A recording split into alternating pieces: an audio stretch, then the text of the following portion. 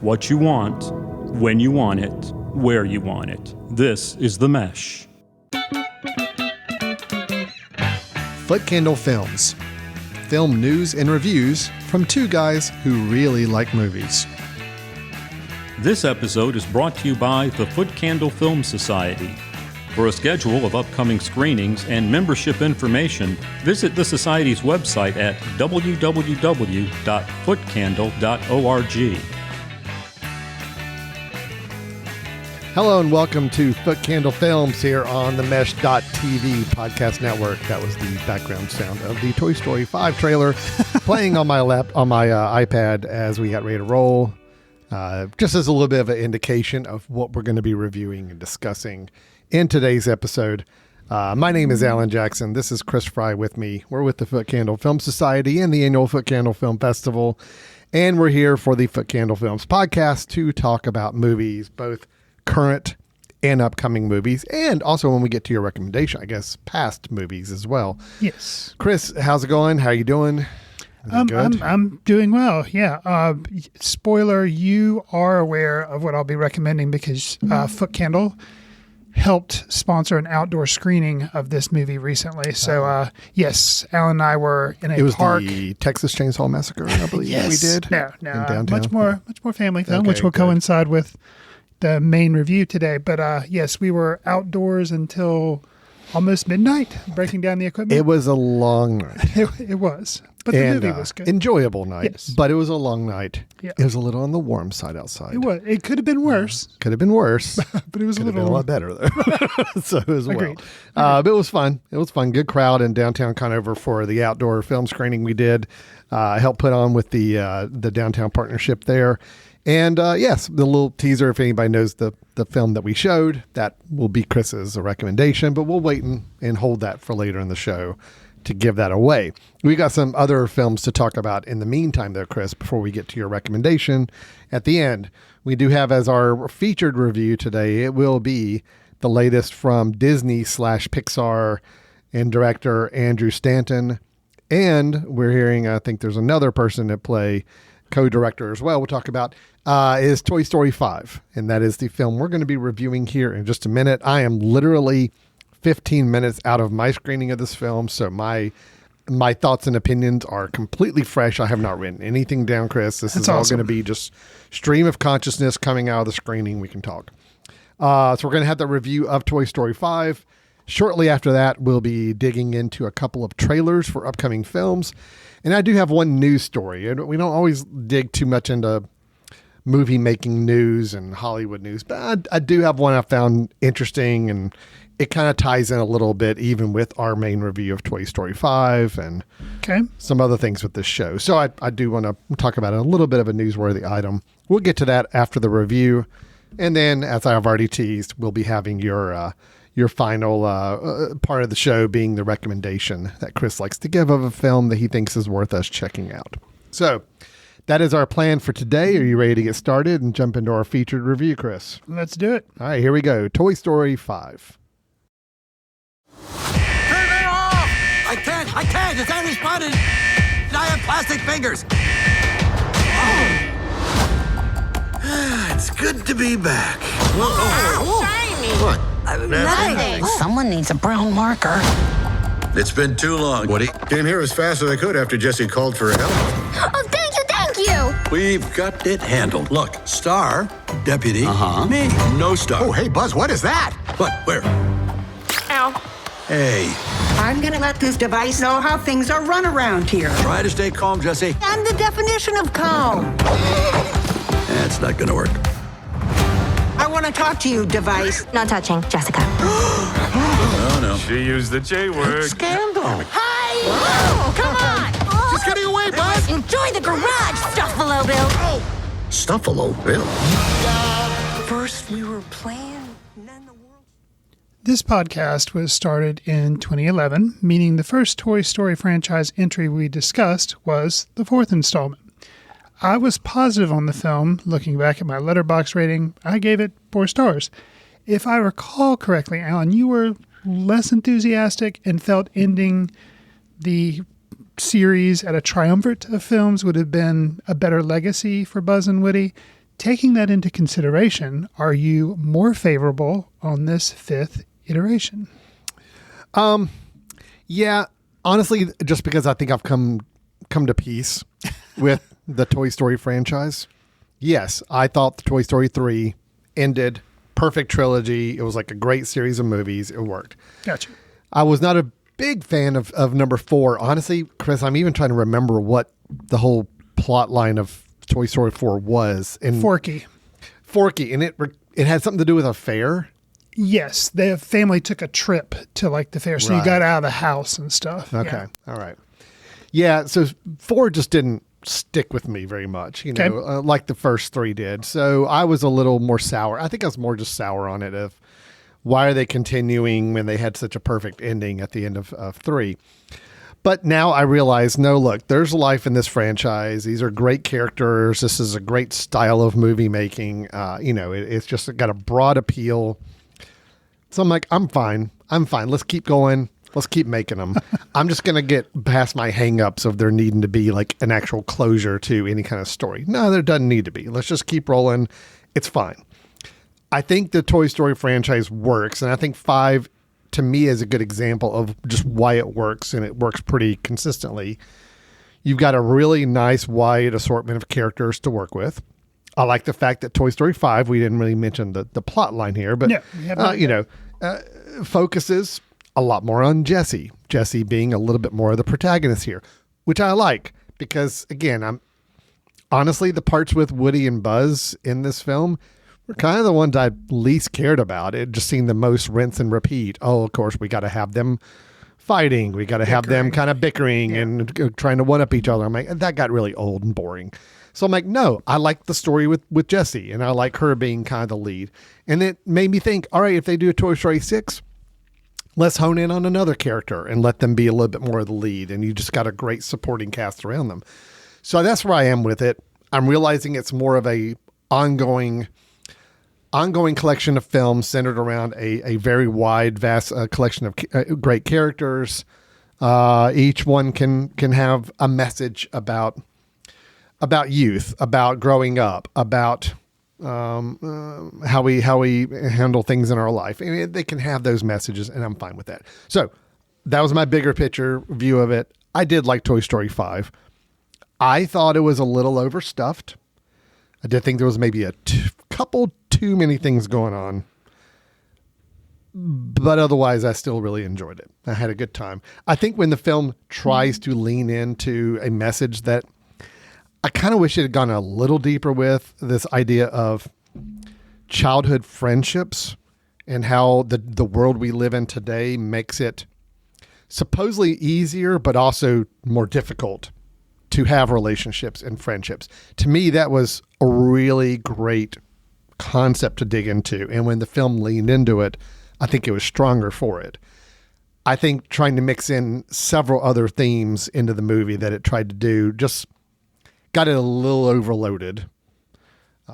I would normally rail against the idea of needing to have even yet more new characters introduced in 5. But if we didn't have new characters introduced in number 5, we would not get to have Smarty Pants, who is now one of my favorite characters. So Voiced by Conan O'Brien. Right.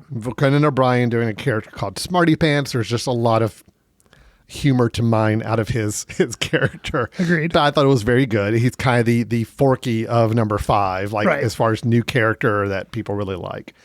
So, yes, the cast has grown maybe a little too much. Maybe there's a few too many people to mix in.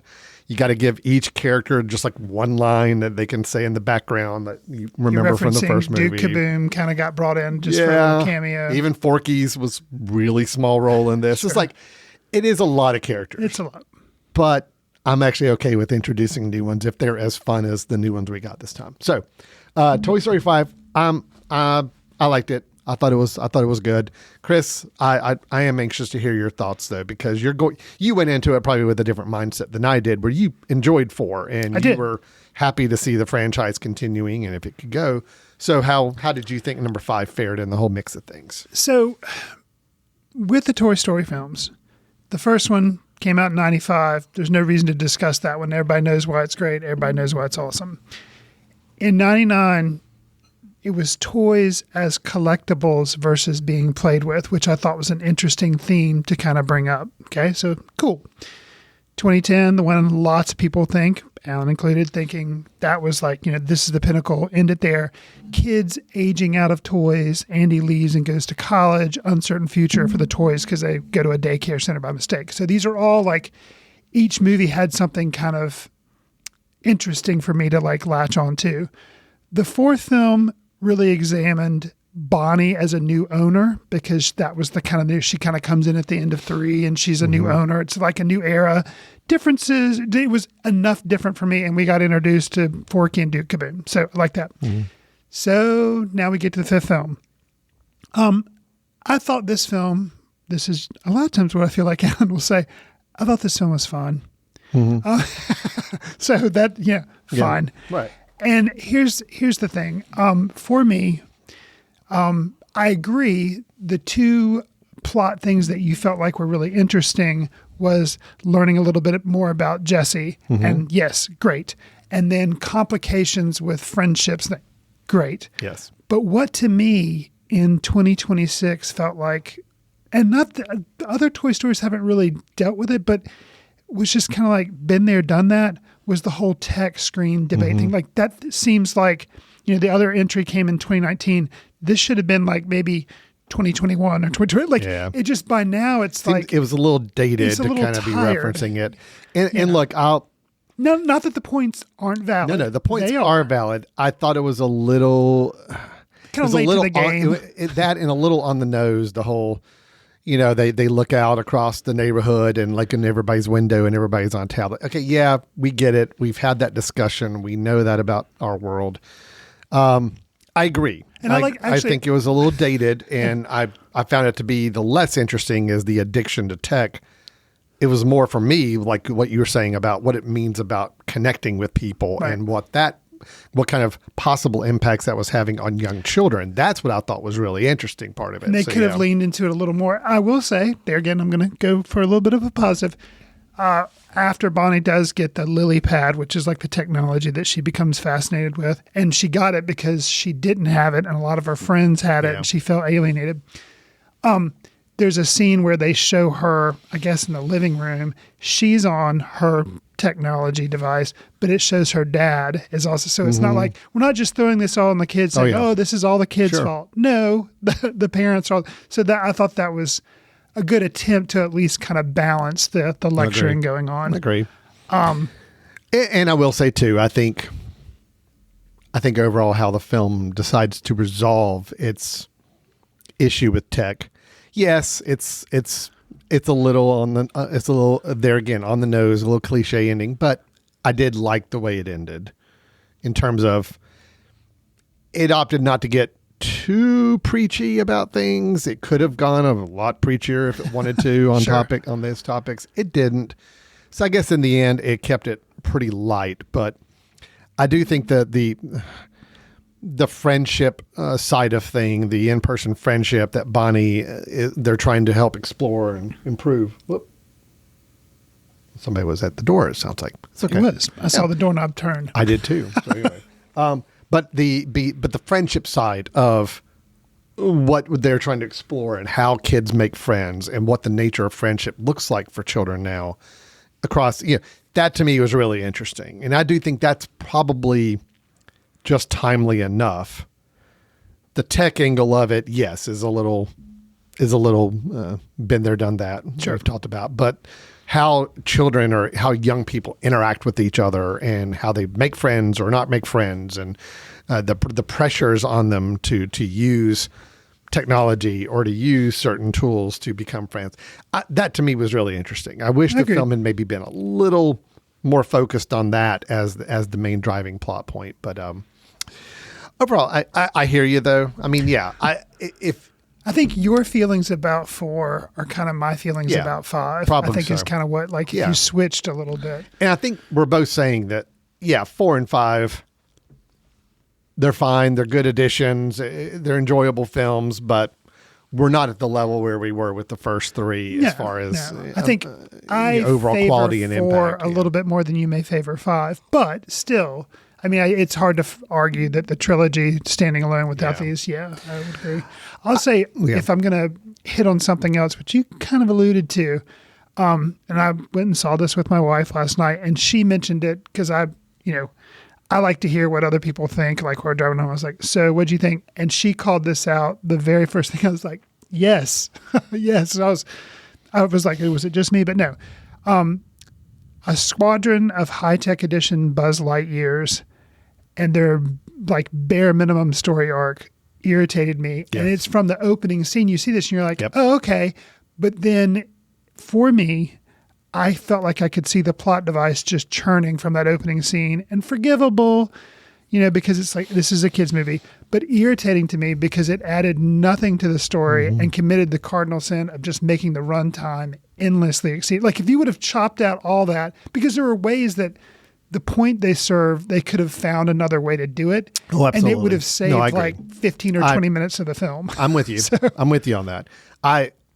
The film opens with this sequence with this squadron of Buzz Lightyears. Yeah. And you don't really know what their impact is going to be on the story. So at the opening scene, I'm intrigued. I'm like, you're okay, like, oh, this is interesting. This is an interesting setup. I wonder where this is going to go. Right. And they would keep cutting to this squadron. Yeah. Because they're separate from everybody storytelling else. wise, I know what they're trying to do. They're trying to say, oh, you have no idea how that story is going to lead into our main story, but it'll all work. And when it actually does connect, they're like, I don't really see the point. That was just a waste of my time. That was felt wasteful. And just like I said before, I think Woody and Buzz are back together, and yes, they have to be antagonist. It was kind of like they got they got to be enemies or got to be picking on each other for no reason. No reason. It was really just kind of dumb reasons. It was like, oh well, yeah, we have to have them like fighting each other, and that seemed wasteful as well. So it's like, no, you've got a good movie, you've got a good story. You don't need to add these other elements. I don't know. Yeah, that was where I said it just felt overstuffed. I think you could have removed those two elements from the film and you have a good, solid film. I think the problem is, Chris, is that if you did take away those elements,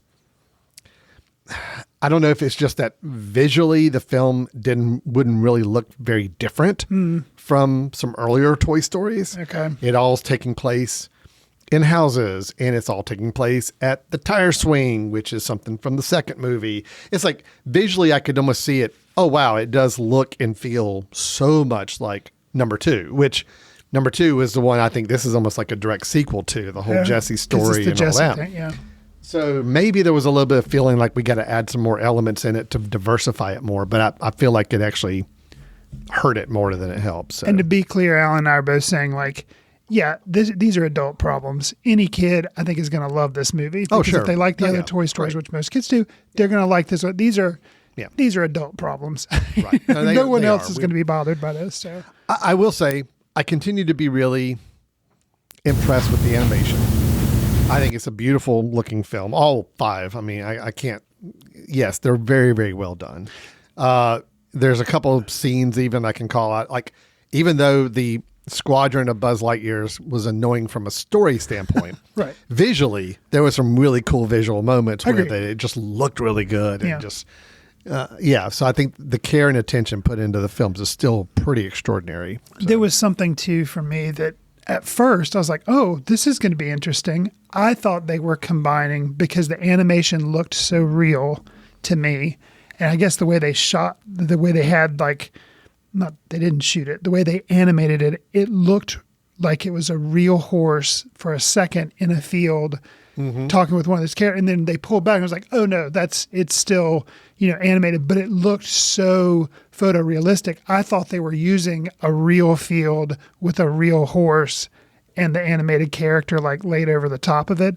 And that wasn't what it was, but it just looked so realistic. So that kind of took me aback there for a second. Well, I mean, I'd say the same almost a little bit with Jimmy Dean, the pig. I like the pig a lot. Okay. And again, that's it was meant to be not a toy animal, a real animal in the movie. And I thought it was done pretty well, just like the horse. There's enough here. You mentioned Conan O'Brien's character, Smarty Pants. Enough with that for adults that they kind of catch on to. That makes it enjoyable.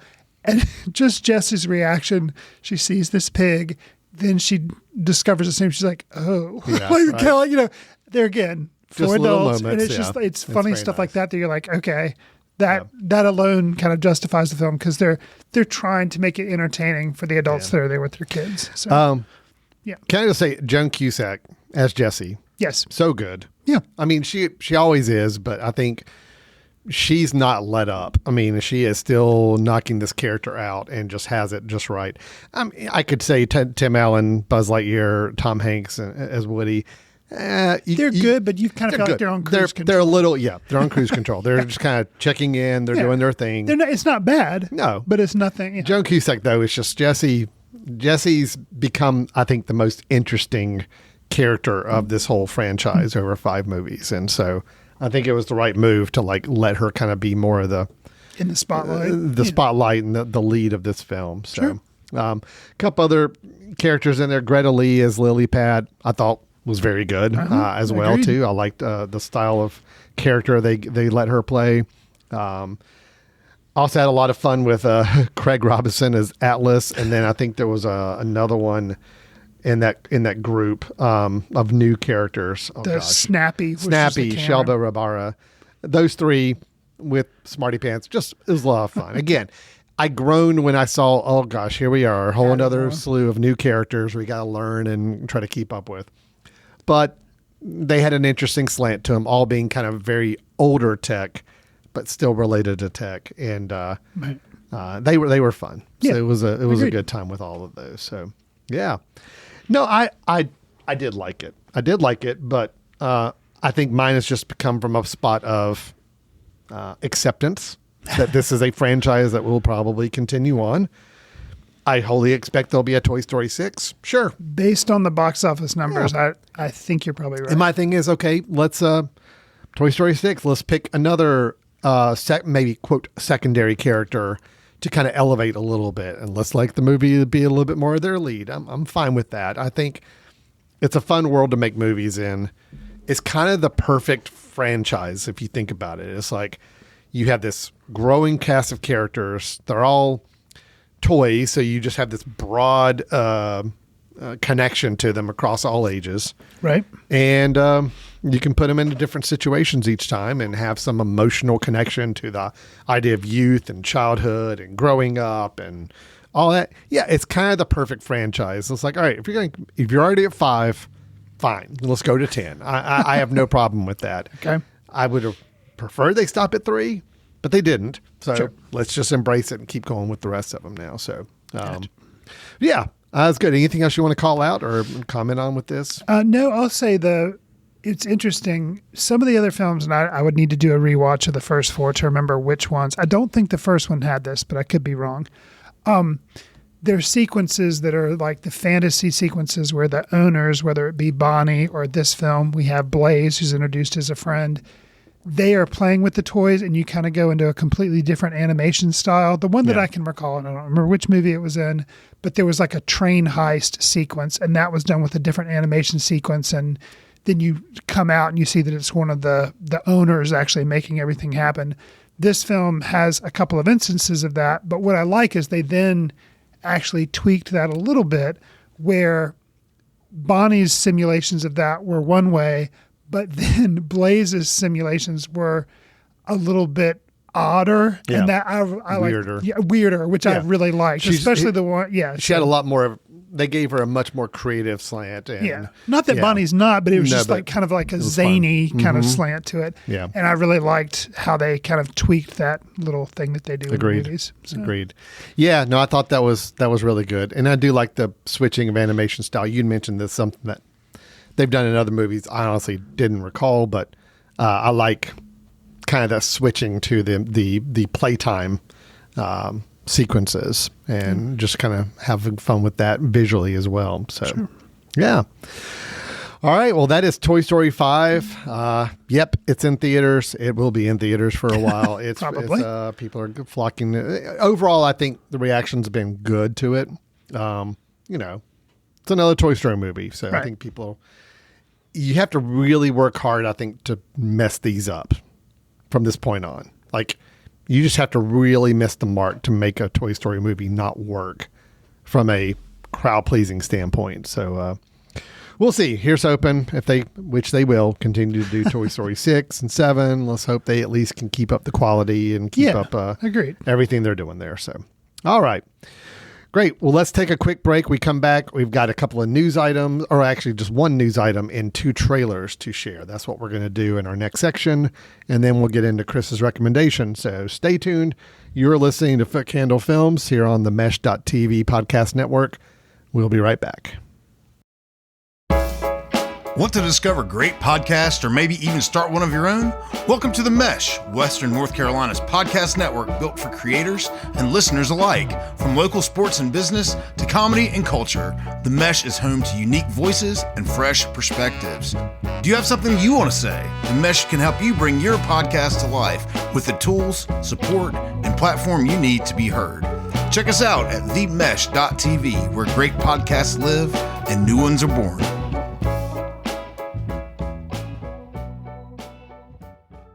Welcome back to Foot Candle Films here on the Mesh.tv podcast network. We had our review of Toy Story 5 in the first part of the show, but now we spend our time talking about films we have not seen yet. We're only getting a little taste or portions of.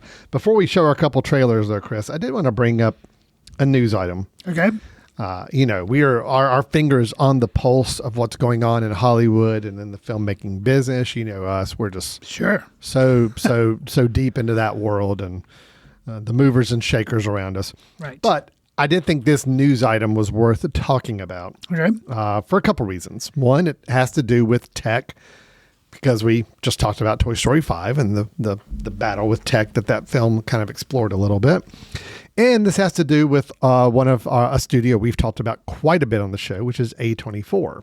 I've heard of them. A24 has made a lot of movies we really like. Maybe spread themselves a little thin the last couple of years. I don't know. We've had not the most enthusiastic view of every one of their releases, but they are growing very popular movie studio right now. They had Backrooms just recently. Backrooms, big. You were a big fan of. Yes. Very big fan of, and made a lot of money, so it's good there. Did. All right, so this is the article headlines. I'm reading this from the AV Club, so I'm going to credit them for having the work done behind the scenes. A24 is taking $75 million from Google for AI research. No. Google claims the partnership ensures that, quote, the tools of the future are shaped by the creators who use them. So what this is saying is that Google has invested $75 million into A24 as a studio to forge an artificial intelligence partnership between the two companies. So they're going to work on helping A24 develop new technologies to assist filmmakers. The deal does not give Google access to A24's archive or data at all. But it sounds like trying to help with collaboration tools that filmmakers can use and to help enhance their productions, ensures the tools of the future are shaped by the creators who use them. Claims that the tools, A24 partner Scott Belsky expanded on the endeavor, saying the tools won't look anything like the prompted generation type of AI that people feel uncomfortable with. So it sounds like when I hear that, it's like they are investing to try to build tools that filmmakers can use to help craft their films. Could be generating scenes through AI, generating portions of their films. They gave an example that, A24 has already been dabbling with some AI work, very, very lightly, but The Brutalist film we talked about a couple of years ago, they'd use AI technology. Yeah, they got blowback for that. Yeah, too. they did, but they had used AI technology to clean up some of Adrian Brody's Hungarian accent after filming was done, using AI as a tool to help clean up that accent. Director Martin Scorsese also just gave his stamp of approval to AI for making storyboards, which is the kind of labor that most audiences may not think of or notice, but will certainly make the people who make their living from being a storyboard artist rather uncomfortable. Yes. So it sounds like they're investing in more tools. They're not coming out and saying that AI is going to help make movies. It sounds like they're trying to invest in tools to augment and help improve the movies that creators are working on. But just in general, what's your overall just gut feel on this? I know we didn't get too deep into it. I know there's a lot more detail behind the surface on this. But sure. Yeah, just the idea. I haven't read the article. A24 in Google on an AI partnership, I mean, just how does that strike you? Kind of ick. Yeah. But that being said, I mean, AI in general, I think it's kind of like the closest thing I can associate with it or try to make in comparisons to the internet. There's a lot of awesome stuff about the internet. There's a lot of stuff that's not awesome about the internet. Social media. There's a lot of stuff that, I benefited from social media. I thought was kind of cool, but there's also a lot of stuff that's not great about social media.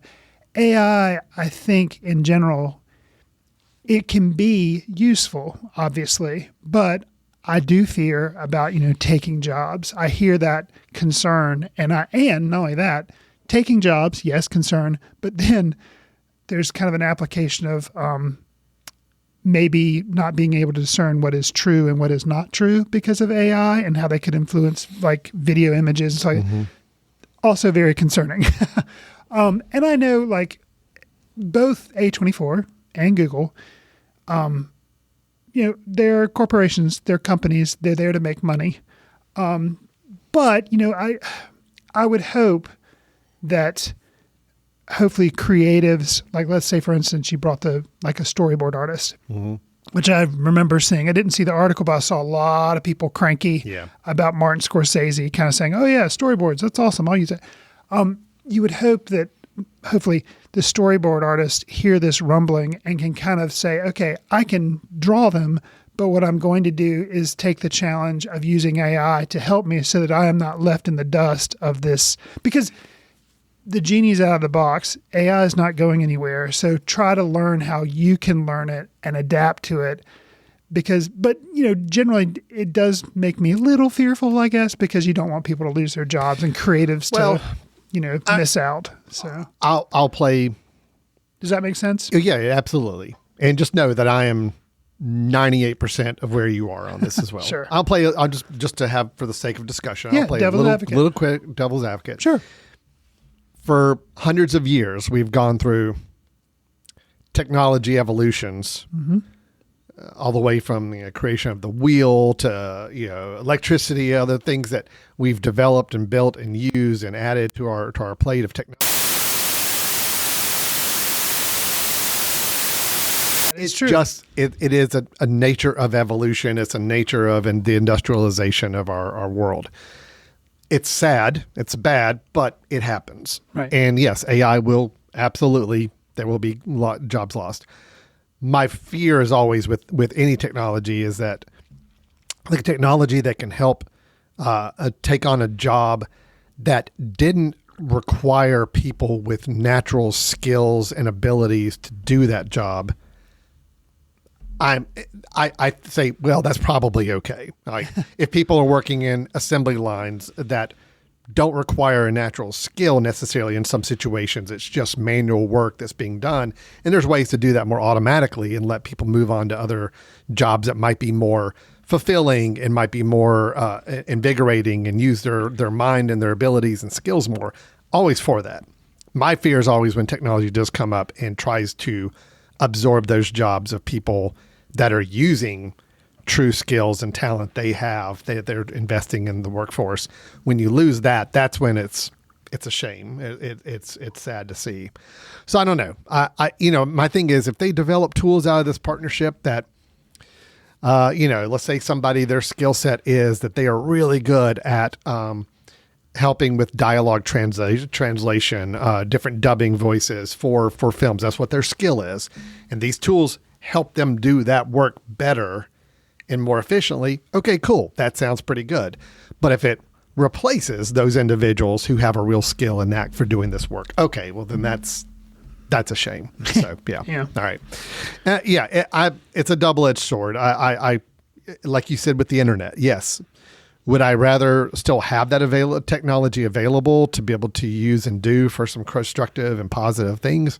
Yes, but by taking it, it means that you have to also take the disadvantages and the harms that can come along with it too. And how do you manage that? Right. So I'm taking a wait and see approach with what happens with this. I mean, AI's been around for a little while now, and there are people putting up AI generated videos and films all over the internet and all that. Yeah. So far, nothing has really blown me away to say that I'm like worried about natural filmmakers making films. Right. I get it. We're still maybe a little early in that train, and it could come about, but I still feel the same way about it like I do page layout, design, print design work back in the early 90s, where everybody thought that, because we have these new tools that we can design our own graphic design and logos and flyers. And it still ended up, you still need the people that are talented to do it right. Sure. So I hope that's going to be the same case with all this. So, Gotcha. Okay. That was my news item there. And we got to step on a tiny little soapbox, but not big. So it's fine.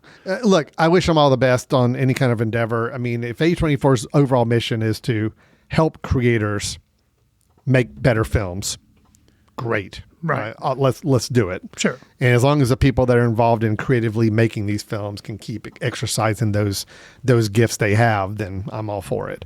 But as long as there's a watchful eye over the balance here, so. Sure. Okay.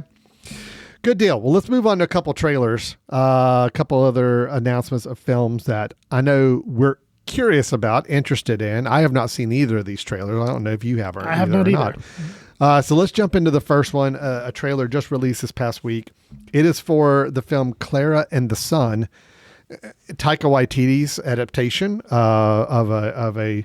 Is it adaptation of a book, a film? What do you know about the background? I think it's an adaptation of a novel. A novel? Yeah. Okay. But this, I had only just heard of this yesterday, so it was really news to me. I was, Taika Waititi, I think his last venture was Next Goal Wins with Michael Fassbender about soccer. Was the last one, wasn't it? And that was that kind of came and went. Yeah. So, I'm curious to see what he's up to. So this is I'm reading up now. It's based on the best-selling novel by Nobel Prize winner Kazuo Ishiguro, written and directed by Taika Waititi. Clara and the Sun, the film introduces audiences to Clara, an artificial friend who wants nothing more than to find the perfect home. I'm going to leave it there. Looks like we've got Jenna Ortega in the lead role, and we also have Amy Adams in here as the mother figure of Josie, who we're going to meet in the trailer. So let's watch the trailer for Clara and the Sun and see what we think of this latest film from Taika Waititi. Here we go.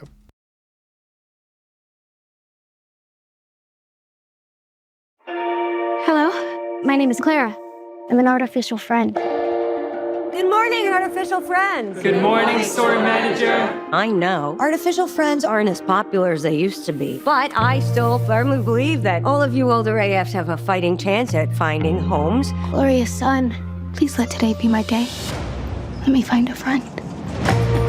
If I do get chosen, how will I know if my person and I are a good match? Just remember everything you learned, and hopefully they'll come to love you, like a member of the family or family dog. I'm Josie. I'm Clara.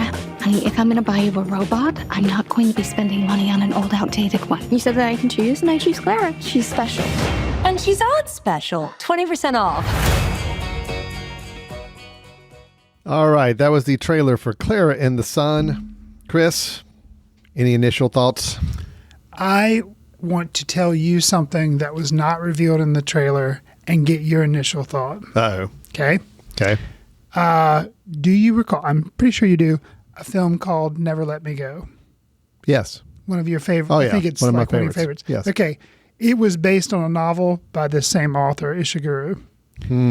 Okay? Okay. So I will now answer your, okay. So what does that make you, what are your thoughts based on No, that I'm novel? actually I'm jacked up. I'm ready. I love what I saw in this movie. Yeah.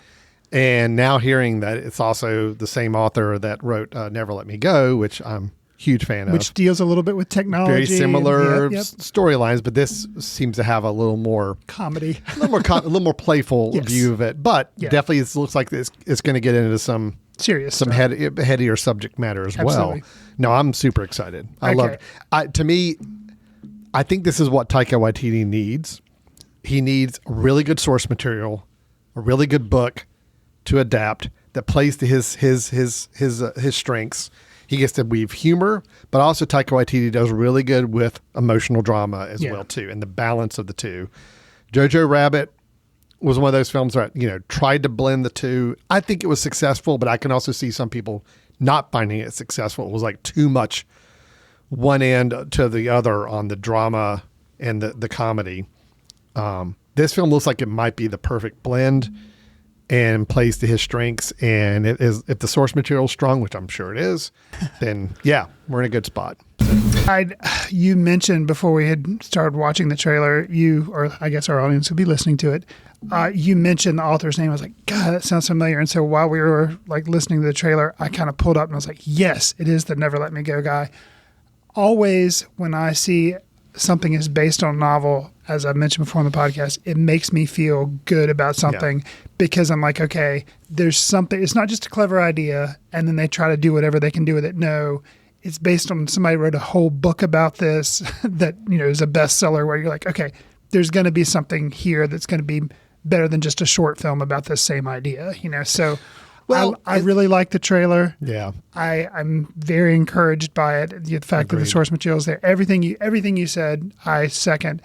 With addition to, I like Jenna Ortega. She was good in Beetlejuice. She's good on the Netflix show Wednesday. But I am overjoyed to see her kind of take something that she's playing kind of like the lighthearted idiot type thing. And it's such against the type for her. I'm like, oh, that's awesome. She's not she's not a goth kid, type of thing. No, I thought it was a good mix for that. And Natasha Lyonne is kind of the store owner. Also looks kind of fun. So well, and you think about it, Chris, the things that we probably nitpick the most about films that frustrate us or disappoint us, so much of it is the writing. It's like, we know these directors. We know that they're going to make a good-looking film, and they're going to direct a good film. But if the core writing, the overall story is not compelling or doesn't work or has some issues in it, it kind of just hurts the whole process, I think, and it stands out more for us. So yeah, I'm with you. I'm encouraged if the source material is a proven story. Right. It's like, okay, guys, we have the story now. Directors, it's your guys' job to give it, put it on the screen for us and make it work. And that's why I'm encouraged by this. So I think this is the right mix. So excited to see it. Was there a date on this? I missed that. October. So this year, yeah. Okay, good. Well, we will look forward to Clara and the Sun coming in October from Taika Waititi, director, based on the novel we mentioned. Okay. Our second trailer, Chris, was one that is from Studio A24. I'm assuming not generated by AI. This is an actual human being movie. Gotcha. It is a film called The Debut. Oh, hold on. I don't want to play it yet. Hold on. iPad has a mind of its own today. The Debut. This is from writer and director Jesse Eisenberg, who last did, what was the name of the film he did? I cannot remember. It's A Something Pain. A Real Pain? A Real Pain. Yeah, that was it. I think that's it. Yeah, Real Pain. Where the two relatives, a cousin, and go off on a journey to look at Holocaust, learn about the Holocaust. In Prague, I believe. I believe that's correct. Yeah, I believe it was. So writer-director Jesse Eisenberg, which we also know is an actor. We've seen him in a lot of things as well. So Jesse Eisenberg, writer and director of the film The Debut. It is starring Julianne Moore, Jesse Eisenberg's in this, and Paul Giamatti. So I like all three of those actors. I do too. So, and I generally liked A Real Pain. Oh, I liked A Real Pain. And Culkin won an Oscar for it. He did. So I think there's a little bit of heat behind, people wanting to see what The Debut is all about. Sure. And looks like this is a film that I don't have a definite release date for it. Just says coming soon is all I can see on the listing from the A24 write-up on it. So let's take a look at the trailer for The Debut. I've never heard time saying that. The Debut. Yeah, there you go. The Debut. The Debut. It just sounds weird. Yeah, it does. The Debut. Here we go. Let's watch the trailer for this film. Hey, Mona. What did you do all day? Well, kids can drive. She doesn't do anything anymore. Today I auditioned for a musical show. Mona, look at you. Full of surprises.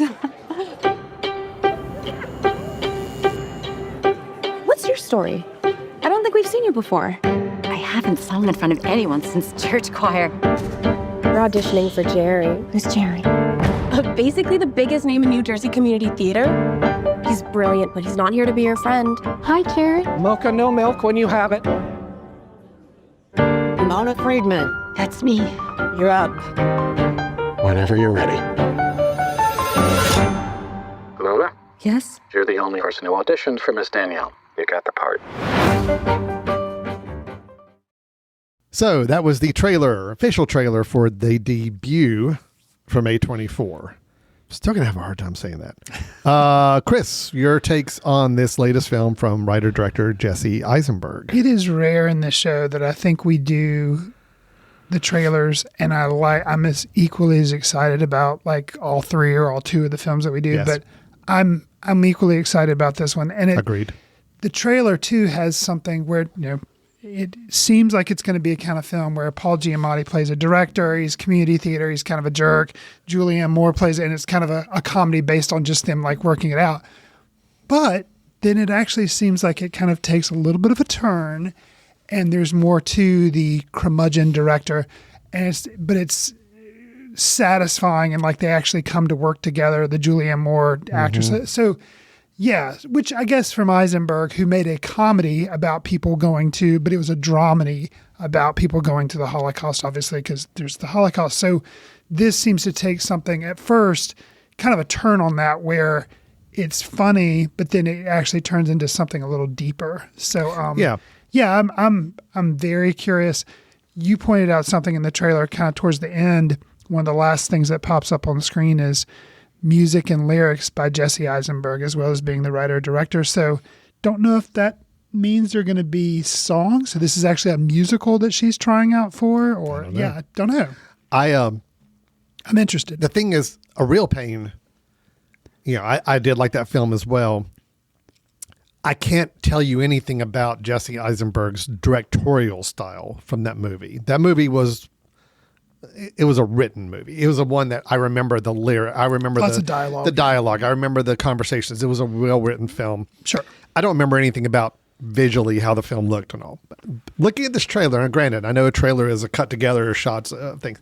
It appears that Eisenberg is definitely broadening his visual scope in the film. It was like some of the shots and some of the sequences looked really impressive and looked really bigger and a little more visual thought put into it than maybe.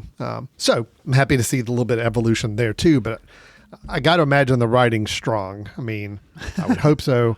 And I really like Giamatti and Moore, especially them pairing off each other. I think it'd be really interesting to see. So no, I'm super on board. I'm with you. I'm equally excited for both of these two films. I'm very, if they're both coming out this fall, I will be very happy with a couple selections to see. Only feedback, again, I think the trailer just gave away a little too much. Just a bit. Sure. So I don't want to see it again. I don't need to see a second trailer. Right. I still think we need to work towards a teaser trailer mentality. Truly like not giving away any plot points, giving you a sense of the style and mood of the film and a taste of it without any plot layout. This trailer did tend to get a little plotty towards the end where it's like, all right, we kind of know where it's going. I hope we're wrong. I always hope a trailer is kind of misleading and that we actually get into it and it's very different than what the plot seems to be from the trailer. But anyway, that's my only feedback. Nothing towards Mr. Eisenberg. I'm sure he did not craft the trailer. Sure. So anyway. I mean, it's. I understand. Like for you and I, that's what we prefer. But I can understand from A24 standpoint. I can't remember who the studio was on the first film, but these aren't Toy Story 6 or the next Marvel movie. So they're trying to sell it to people that otherwise probably wouldn't come see it. So but I agree. You and I've often said teasers are the way we like to see stuff. So, but still highly interested in both films. Of both of which I knew nothing about. I've only known about them for less than 24 hours. So just to kind of comment on, I did look at the credits for this film. Okay. Cast and crew. There is a composer attached to it that's not Jesse Eisenberg. So there's original music that's being made. However, if I look in the sound department category, there is I'm sorry, not sound department. I was looking for music department. When I look there, it is songs by Jesse Eisenberg. Okay. So there will be songs in the movie. Excellent. And they are songs that he has written.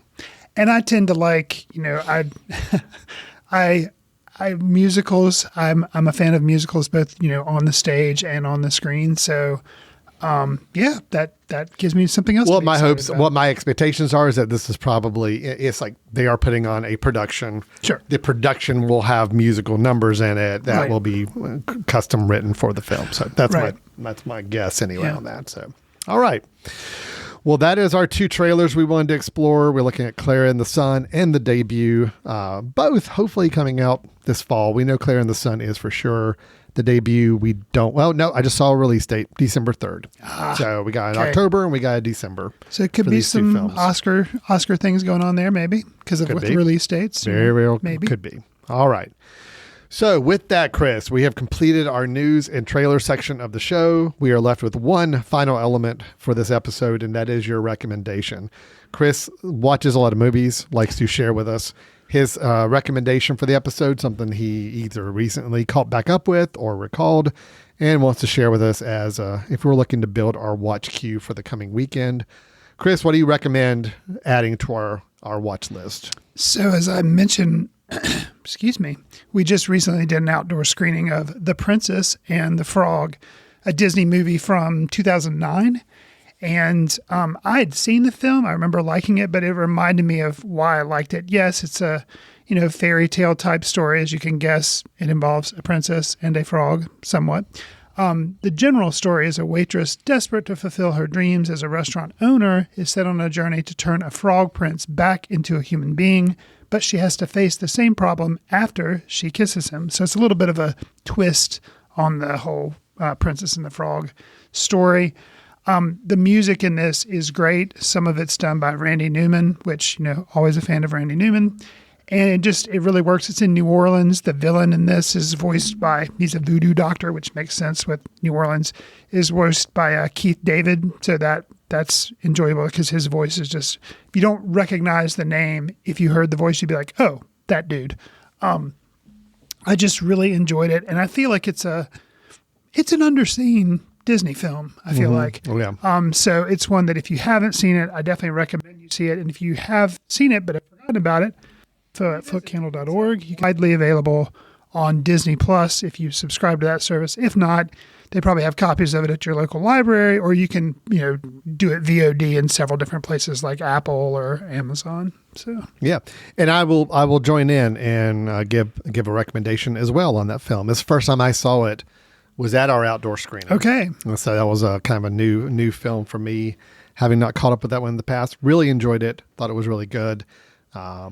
I may have some misgivings about the choices they made story-wise with the lead character. I felt like the princess got a little side, or the maid tiara got a little sideline. Maybe I think she should have been more of the true lead in the film, Tiana and been a little more of the protagonist to really make things happen. That's what I wanted out of it. And she got turned into a frog and was a frog for a big majority of the movie, which I thought was not a great move for the story. But film-wise and production-wise, and it's really good. And the music, like you said, is great. It was nice to see hand-drawn animation.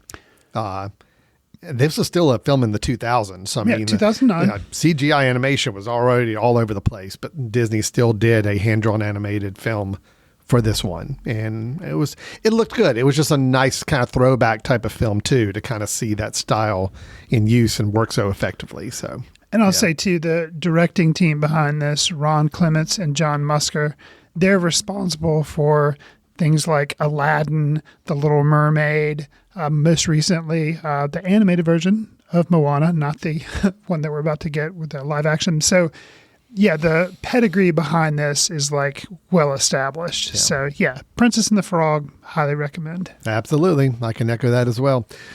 All right. Well, that will wrap us up for today. That was our show. This has been Foot Candle Films. We did our review of Toy Story 5. We watched trailers for Clara and the Sun and the debut. The debut. I just need to pace myself when I say it. There you go. Okay, just take your time. And also talked about A24 and Google working together on some AI stuff for movies. And Chris's recommendation of The Princess and the Frog. Chris, if anybody would like to have a dialogue with us and talk about anything film related or anything we discussed in this episode, how can they do so?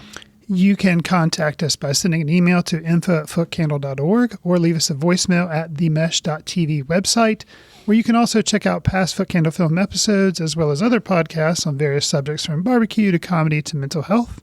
We're also on Facebook at Foot Candle Film Society and other social platforms as just Foot Candle Film. Individually, Alan and I are on Letterboxd, where we try to track what we're following and watching. Sometimes I get to do it a little bit more than Alan, but he still checks in every now and then on that. Every once in a while. There you go.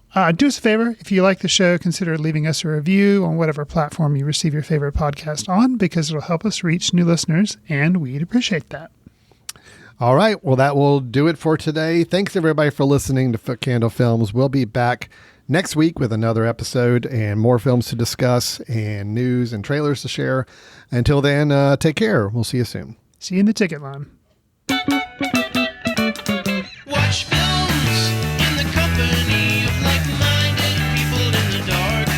Watch films in the underground. We won't let anyone know where you are. The films that don't make it to Carmike at the mall, or ones that were famous when Grandpa would watch films out of the reverence of the heritage of an art.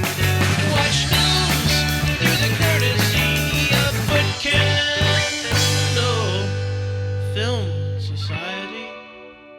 Special thanks to Carpal Tuller for the show theme music. For more about Carpal Tuller, visit www.carpaltuller.com. You've been listening to The Mesh, an online media network of shows and programs ranging from business to arts, sports to entertainment, music to community. All programs are available on the website as well as through iTunes and YouTube. Check us out online at themesh.tv. Discover other network shows and give us feedback on what you just heard.